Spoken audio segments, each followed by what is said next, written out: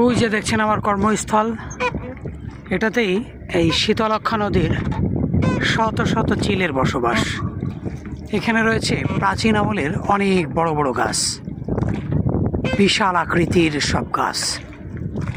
এই গাছেই শত শত চিলেদের বসবাস। এবং এখানে রয়েছে ঐতিহাসিক ঐতিহ্যবাহী সেই ব্রিটিশ আমলের paddle steamer, rocket steamer, ostrich, Lepcha, PS Masud, সেই স্টিমারগুলো।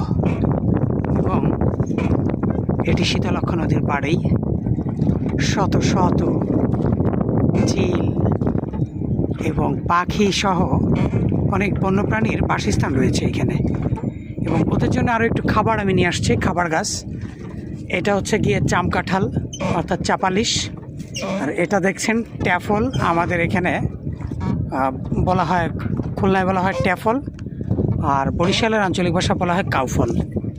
এবং সেই সাথে রয়েছে কৃষ্ণচূড়া, জারুল।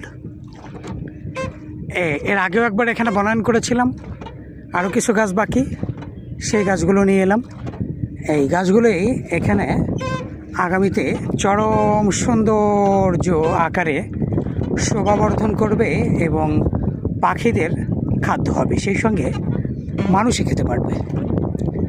তো আমাদের যে স্টিমারগুলো দেখছেন এগুলো সেই প্রাচীন আমলের, এখন এগুলো প্রায় অচল, অনেক পুরাতন হয়ে গেছে। ইঞ্জিন রিকভারি করা আর প্রায় অসম্ভব। এবং এগুলো ঐতিহাসিকভাবে, ঐতিহ্যগতভাবে এগুলো এখনও এখানে থেকে গেছে। এগুলোর ব্যাপারে এখনও কোনো সিদ্ধান্ত নেওয়া হয়নি, এগুলো কোন কাজে ব্যবহার করা হবে। আর এই ঐতিহাসিক যাত্রাটা শুরু হয়েছিল সেই ব্রিটিশ আমলে। রানী দ্বিতীয় এলিজাবেথ এগুলা চড়ে বাংলাদেশের বিভিন্ন প্রান্ত ভ্রমণ করতেন। এবং যদি দেখাই যে শত শত চিল ইতিমধ্যে ওই দেখেন উঠছে, অসংখ্য পরিমাণে চিল। এবং আমি এখন যেখানে আছি এটাও বইটা বেয়ে এই নদী পাড়ি দিতে হয়, বইটায় করে এই নদী পাড়ি দিতে হয়। এই যে, আর ওই যে আমার সামনে অসংখ্য পরিমাণে চিল উঠছে।